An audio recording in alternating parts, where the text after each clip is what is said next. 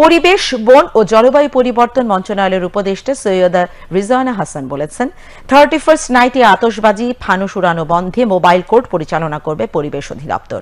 তিনি আজ রাজধানীতে ধানমন্ডিতে বন অধিদপ্তরের উদ্যোগে পেরেক অপসারণের মাধ্যমে গাছ সুরক্ষা কর্মসূচি এর উদ্বোধনকালে একথা বলেন। এ সময় পরিবেশ, বন ও জলবায়ু পরিবর্তন মন্ত্রণালয়ের সচিব ডক্টর ফারহিনা আহমেদ ও প্রধান বন সংরক্ষক আমির হোসাইন চৌধুরী উপস্থিত ছিলেন। উপদেষ্টা বলেন, গাছ সুরক্ষা আইনের মধ্যে গাছে পেরেক ঠুকে বিজ্ঞাপন প্রচার বন্ধ করার একটি আইন সংযোজন করা হবে। গাছকে প্রাণ হিসেবে দেখতে হবে উল্লেখ করে তিনি বলেন, কেউ যেন গাছে পেরেক না ঠুকে এ ব্যাপারে সবাইকে সতর্ক থাকতে হবে।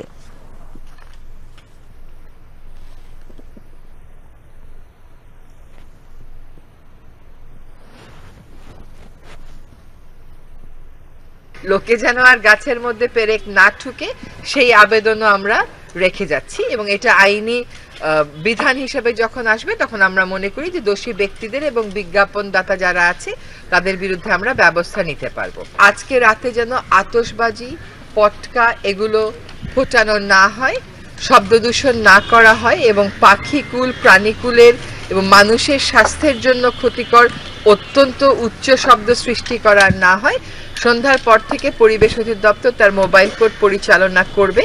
আমাদেরকে এই সমস্যার একটা দীর্ঘস্থায়ী সমাধান আসলে খুঁজতে হবে, সেটা আমরা খুঁজব।